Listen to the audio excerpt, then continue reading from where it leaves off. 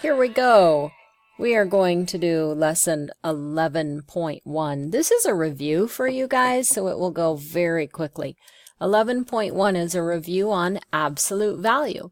We're working on the absolute value of an integer, and you recall that an integer are the positive and negative whole numbers on the number line. Absolute value of an integer is the distance between the number and 0 on a number line. Here we go. Here's 0. 4 is 4 units from 0, and negative 4 is 4 units from 0. We write absolute value with these parallel lines outside of our number. Let's look at some examples and get you going on your homework. Find the absolute value of 2.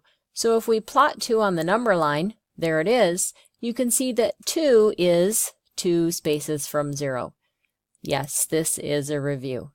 Take a look at the next example, the absolute value of negative 3. Same thing, graph it on the number line. How far is negative 3 from 0? Well, it's 3 spaces.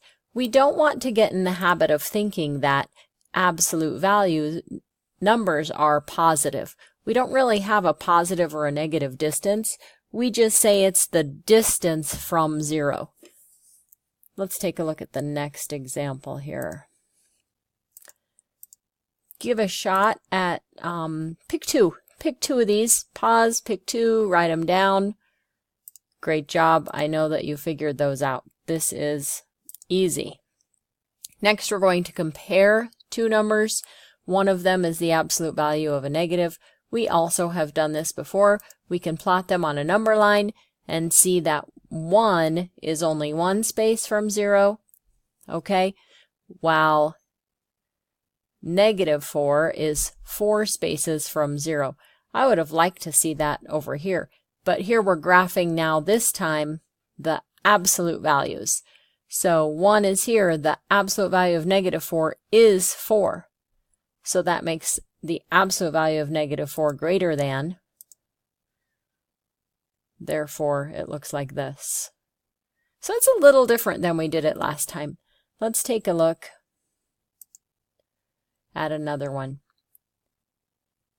The absolute value of negative 2 compared to negative 1, the negative 7 and the absolute value of 6, the absolute value of 10 and the number 11, and 9 and the absolute value of negative 9.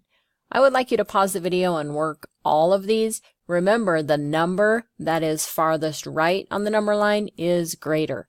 Pause the video and answer them, and then I'll show you answers. Good job. Okay, take a look. Hopefully you did a fabulous job on those. Let's take a look at our next example. We are doing some comparing with integers. The freezing point is the temperature at which a liquid becomes a solid.